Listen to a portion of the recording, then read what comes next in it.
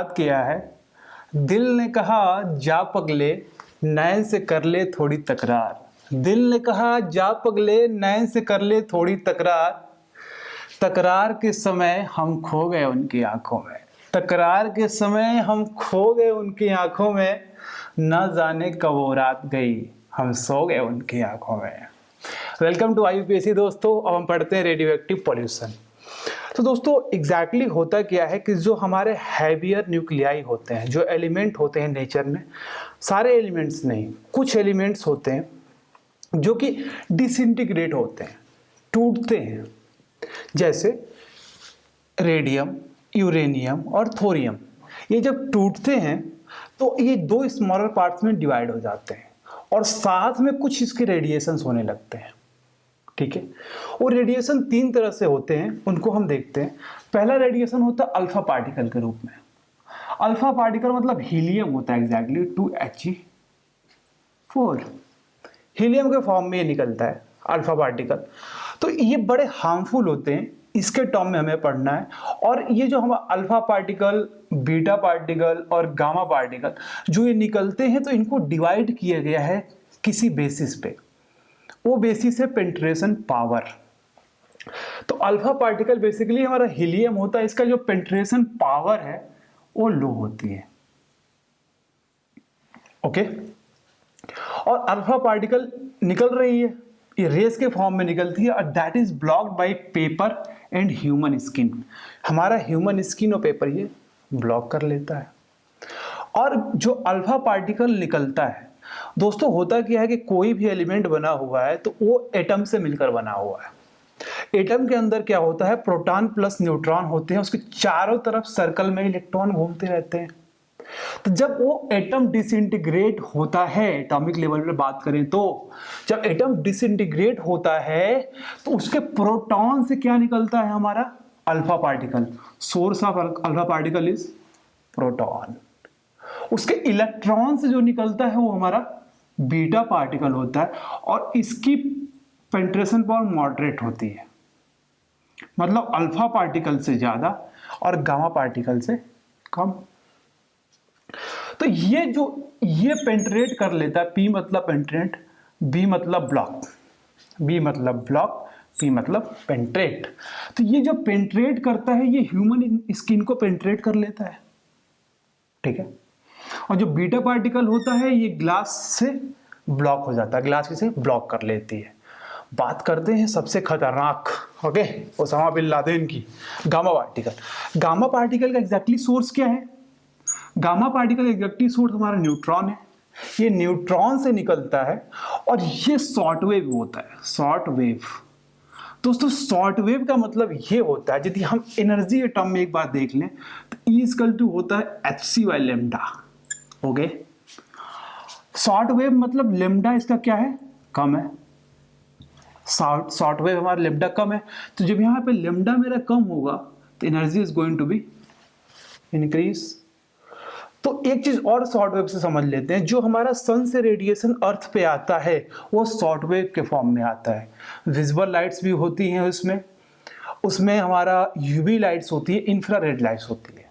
ठीक है, जो आता है हमारा सन से। यूवी लाइट कैप्चर कर ली जाती है ओजोन लेयर से। विजिबल लाइट और इंफ्रारेड लाइट हमारी क्या होती है, अर्थ पे पड़ जाती है। तो जो सन से आता है वो किस में होता है, शॉर्ट वेव में होता है।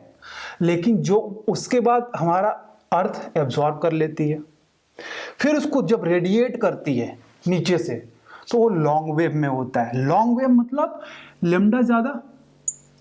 लेमडा जब ज्यादा होगा तो एनर्जी क्या हो जाएगी दोस्तों, कम हो जाएगी। तो जो हमारा आता है सन से आता है अर्थ पे वो शॉर्ट वेव होता है, एनर्जी हाई होती है। लेकिन जो रेडिएट होता है वो लॉन्ग वेव में होता है, और जो रेडिएट लॉन्ग वेव में होता है तो वो इंफ्रारेड के फॉर्म में होता है। ओके, ये आप क्लियर रखें। जो जाता है वो इंफ्रारेड के फॉर्म में, जो आता है वो visual plus infrared plus UV lights के फॉर्म में आता है। Most of the lights visual होती है। क्लियर? तो जो हमारा गामा पार्टिकल है इसका लेमडा कम है, energy is high, energy high हो गई मतलब कि ये पेंट्रेट कर लेगी। तो ये ब्लॉक होती है कंक्रीट से, और ये पेंट्रेट कर जाती है, ईजी होता है इसको पेंट्रेट करना ह्यूमन स्किन को। जब ये ईजी होता है इसको ह्यूमन स्किन को पेंट्रेट करना, तो ये टिश्यू को बर्न कर देती है, और that is known as sunburn. Okay, तो दोस्तों इसका जो सोर्स है वो न्यूक्लियर पावर प्लांट है, रेडियम, यूरेनियम, थोरियम। तो जब रेडियम हमारा डिसइंटीग्रेट हो, जब यूरेनियम हमारा डिसइंटीग्रेट हो गया तो वो मेरा सोर्स हुआ, और इसको हम जब डिके करते हैं अर्थ में ले जाकर, जो हमारा रेडियम फ्यूल की तरह हमारा यूरेनियम फ्यूल की तरह यूज हो चुका है, तो फिर उसको तो कहीं हमें डिकम्पोज करना पड़ेगा, तो वो हमारा क्या फॉर्म आता है, रेडियो एक्टिव पॉल्यूशन के फॉर्म में आता है। तो देखते हैं कि दोस्तों होता क्या है इसमें। फिजन रिएक्शन होती है, एक हमारी फिजन होती है और दूसरा फ्यूजन रिएक्शन होती है। फ्यूजन में क्या होता है कि स्मॉलर, ये फ्यूजन रिएक्शन में हमारा स्मॉलर न्यूक्लियाई मिलकर फ्यूज हो जाते हैं, ठीक है, एक हैवी न्यूक्लियाई बनाते हैं। और फिजन में जो लॉन्गर न्यूक्लियाई, जो वेटेड न्यूक्लियाई है, ठीक है, हैवी न्यूक्लियाई, वो डिसइंटीग्रेट हो जाता है दो पार्टों में। ये क्लियर हो गया। तो फ्यूजन रिएक्शन कहाँ पे होती है, सन में, और फिजन रिएक्शन कहाँ पे होती है, न्यूक्लियर पावर प्लांट में, जो यूरेनियम को हम डिसइंटीग्रेट करते हैं। तो देखते हैं हमारी फिजन रिएक्शन। तो 92 यूरेनियम 92 यूरेनियम 235 प्लस उसको न्यूट्रॉन की बम्बार्डिंग करते हैं उस पर, तो ये 56 बेरिलियम 140 प्लस 36 क्रिप्टन 96 में डिसइंटीग्रेट हो जाती है, प्लस 3 न्यूट्रॉन भी साथ में निकलते हैं, प्लस एनर्जी देखिए 202 मेगा इलेक्ट्रॉन वोल्ट। अब यदि आपको इलेक्ट्रॉन वोल्ट आए ना, यहाँ पे इतनी एनर्जी निकलती है, heavy energy 202 mega electron volt. लेकिन एक चीज और सीखने वाली, जो इलेक्ट्रॉन वोल्ट है that is unit of energy. Okay, इसको आप जरूर याद रखें। अब देखिए जो रेडिएशन होता है ये दो तरह का होता है एग्जैक्टली। एक होता है नॉन आयोनाइज्ड, दूसरा होता है आयोनाइज्ड। तो जो हमारा आयोनाइज्ड रिएक्शन, नॉन आयोनाइज्ड होता है, ये बेसिकली शॉर्ट वेव के फॉर्म में होता है, यूवी लाइट्स होती हैं, और इसकी पेंट्रेशन पावर क्या होती है, कम होती है। लेकिन ये क्या करती हैं, स्किन और ब्लड कैपिलरी को अंदर घुस जाती है, हमारी जो शॉर्ट वेव रेडिएशन होती है, और ये हमारे इंजर्ड कर देती है हमारे स्किन के टिश्यूज को, ठीक है, स्किन की टिश्यू को हमारे इंजर्ड कर देती है, और ब्लड कैपिलरी को क्या करती हैं, बर्न कर देती हैं। इसी को हम क्या बोलते हैं, सन बर्न। जो आयोनाइज्ड होती हैं वो और शॉर्ट वेव होती हैं, और उनकी एनर्जी और हाई होती है। ओके, एनर्जी काफ़ी हाई होती है, जैसे x ray, atomic radiation, high penetration power होती है इनकी। बेसिकली दोस्तों जो यूवी लाइट्स आती है ये हमारा सन से ही आती है, इसको याद रखिए, सन से आती है, ठीक है, सन से आती है। लेकिन ये जो आयोनाइज्ड रिएक्शन होता है, ये जो हमारा न्यूक्लियाई जब क्या होते हैं, डिसइंटीग्रेट होते हैं, तो ये इसका सोर्स है। X ray, atomic radiation, high penetration power होती है। तो शॉर्ट रेंज तो ये होता है कि जब ये हमारे बॉडी में चली जाएंगी तो हमारे टिश्यू को क्या कर देती है, डेड कर देती है, सनबर्न हो जाता है। और लॉन्ग रेंज इसका प्रॉब्लम ये है कि म्यूटेशन हो जाता है। म्यूटेशन मतलब क्या है दोस्तों, बेसिकली यदि बायोलॉजी की बात करें तो जीन होता है, जीन, यही जो बेसिक बिल्डिंग ब्लॉक है किसका, डीएनए का होता है।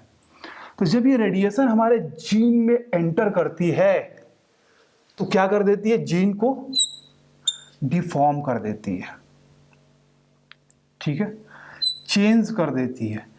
जब ये चेंज कर देती है तो बेसिकली आपको ये चीज़ पता होगा कि हमारा जो भी प्रॉपर्टी हमारे अंदर आती है वो डीएनए से आती है, ठीक है, डीएनए से आती है। जब डीएनए ही हमारा चेंज हो जाएगा, जीन ही चेंज हो जाएगा, जो डीएनए का बेसिक बिल्डिंग ब्लॉक है, तो हमारे एंड कैरेक्टरिस्टिक क्या हो जाएगी, चेंज हो जाएगी। तो ये बहुत बड़ी प्रॉब्लम होती है। इसलिए जो फोटस होता है, फ्यूटस और जो एम्ब्रियो होता है, इनको बहुत खतरा होता है, किससे, रेडिएशन से। इनको बचा के रखना चाहिए, ठीक है। तो ये हमारा इसकी प्रॉब्लम है। अच्छा दोस्तों, मैं ये सोचता हूँ कि मान लीजिए कहीं पे न्यूक्लियर ब्लास्ट हो गया या कहीं पे हमारा रिएक्टर है वो फट गया, तो क्या करना चाहिए हमें। तो एग्जैक्टली मैंने इसके लिए थोड़ा पढ़ा है। तो आप देखिए इसमें यदि potassium iodide KI, potassium iodide आपके पास है, इसी टैबलेट आती है, तो जो हमारे थायराइड ग्लैंड है ना, बॉडी के अंदर।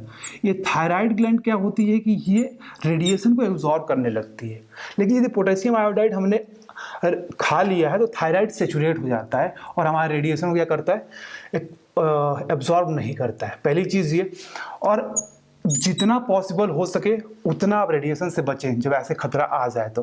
पोटेशियम आयोडाइड की टैबलेट लें, रेडिएशन से बचें। यदि रेडिएशन में आप आ गए तो सारे क्लोथ्स को निकाल दें और उसको प्लास्टिक में पैक कर दें, ठीक है, क्लोथ्स को निकाल के प्लास्टिक में पैक कर दें।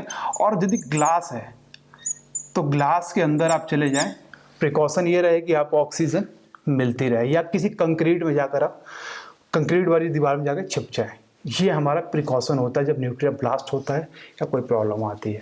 तो दोस्तों, यदि आपको ये लेक्चर पसंद आया हो तो प्लीज़ लाइक करें, कमेंट करें, सब्सक्राइब कर लें, इससे हमारा साहस बढ़ता है। और यदि आपको कोई डाउट हो तो प्लीज़ कमेंट बिलो डाउन।